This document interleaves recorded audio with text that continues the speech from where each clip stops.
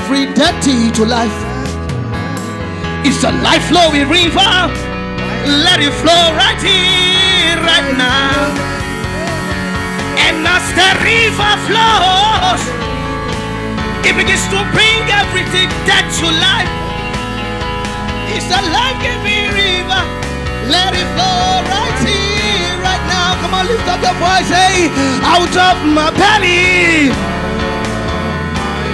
Because God takes pleasure. He takes pride in your well-being and in your prosperity. Yes. You shall be blessed, and you in the seas of the earth shall be blessed. You are an instrument of change and revival to a nation.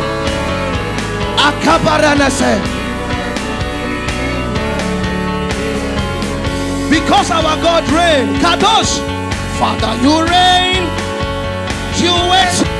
You are Kadosh, Kadosh. You are mighty on your throne. Father, you reign. You will change your skin. Hey, Kadosh, Kadosh. You are mighty on. Hey, that's in the Holy Ghost. Hey, you reign. Now, you will change your. You reign above my problems. You reign above my attitude. You reign above my limitations. You reign above them all.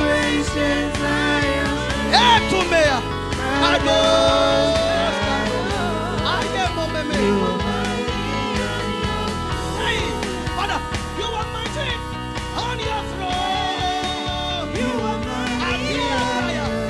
Notwithstanding the proclamation, you are mighty on your throne. You are mighty on your throne. I get home, Mama.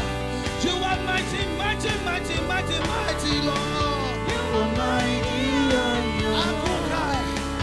You are mighty, mighty, mighty on your throne, Lord. You are mighty on your throne.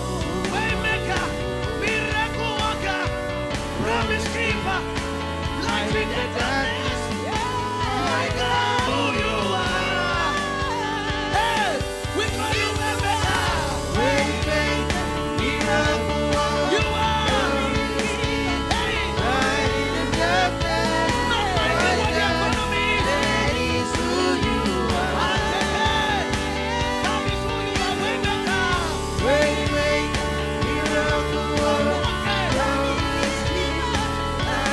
Okay, this morning we're going to wrap up our series on developing the reading culture. In the last 3 weeks we've done that, and we didn't want to rush it, so we had to make sure that we push until this Sunday to wrap it all up. And then next week Sunday we start another series on the power of personal branding, how to brand yourself success. So we did a lot of preamble because of time. I want to see how we can finish up and answer people about 5 minutes of questions. As our leaders, you read to lead. Because as you read, you get information and you begin to know more than others do. Those who know rule over those who do not know. Then number 4, then I will hear from heaven and will forgive their sins. Reading is to your mind what exercise is to your body. Reading is to your mind what exercise is to your body.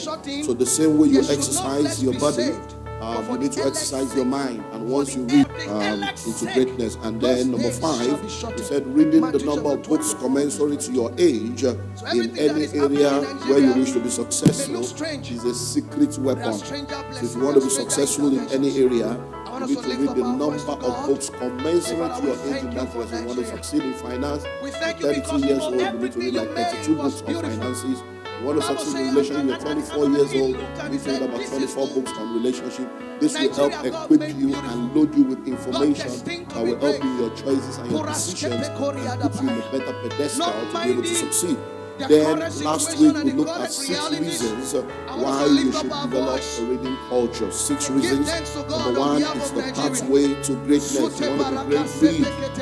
Number 2, it inspires and motivates. It inspires and motivates. Number 3, it informs and educates. It is not It too informs late. and educates. Number It is 4, not too late. it sharpens It is your not too skill. late. It sharpens Yes, we your have skill. heard Number different 5, things like it keeps you religion is the current problem of in a changing Nigeria. In world. many ways, It yes. keeps you current in a changing world. Let me ask And you number a 6, question. it is the will of God. It is the will of God.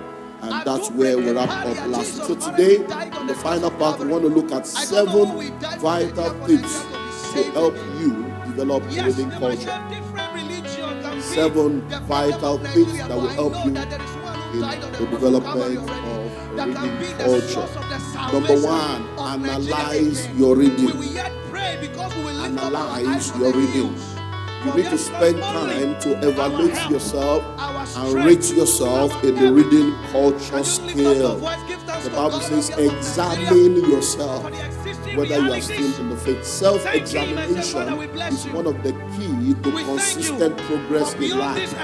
When you consistently evaluate yourself and do what you need to do as a result of what you learn in the evaluation, you make progress on a consistent level. Most of the time, people do not have the discipline, the maturity, and the wisdom of personal evaluation. So they are waiting for somebody else to evaluate them. And sometimes when they are evaluated by other people, they fight the evaluation. They rebel against the evaluation. They see it as an attack. They see it as an insult. That's why it's very, very important for you to evaluate yourself. When you evaluate yourself and someone else comes up with an evaluation that lines up with what you already know, it becomes a validation and a motivation to do better. And that's why personal evaluation is very key. It's something you need to do consistently. Before you sleep in the night, ask yourself, has today been fruitful? Have I done all that I should have done today?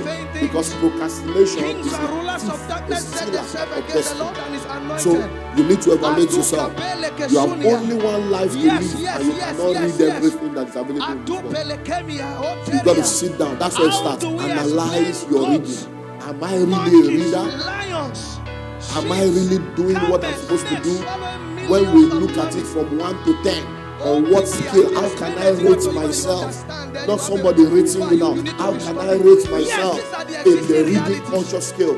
That's the first step. Because you need to understand that no matter what you go through in life, accepting that you have a problem is the foundation to solving the problem.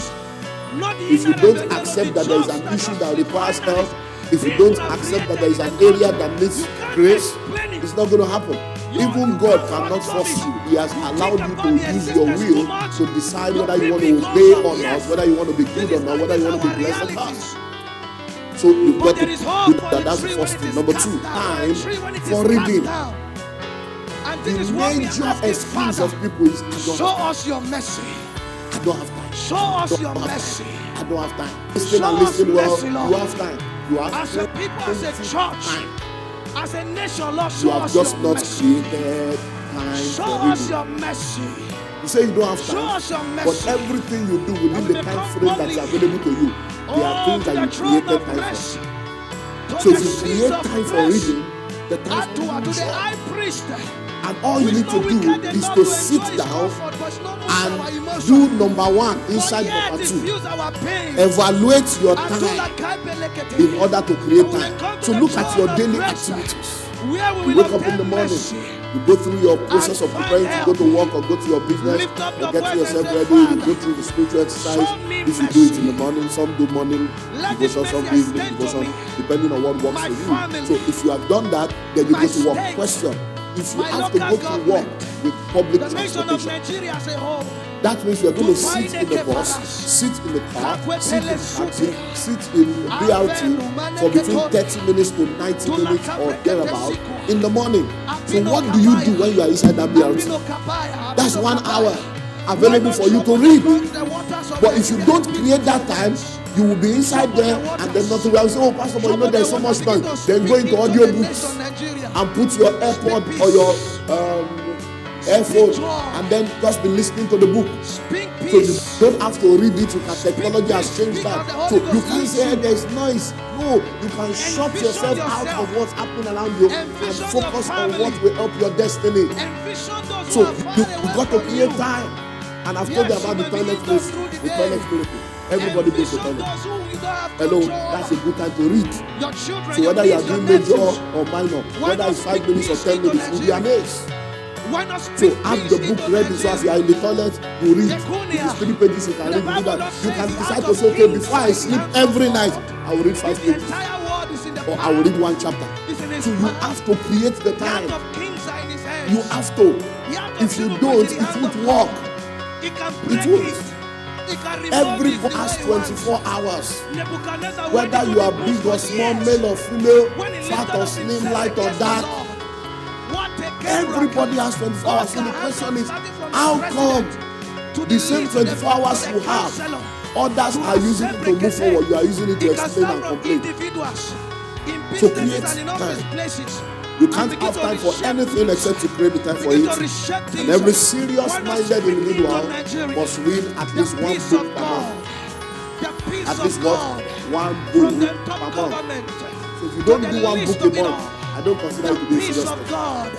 I believe that you are not life. If you take your life serious, you will spend time developing yourself and acquiring knowledge and information that will help you in your area of pursuit. Number 3, balance your reading. Balance your reading. Don't be an extremist. Don't be a one-sided personality. Religion is more dangerous than the devil.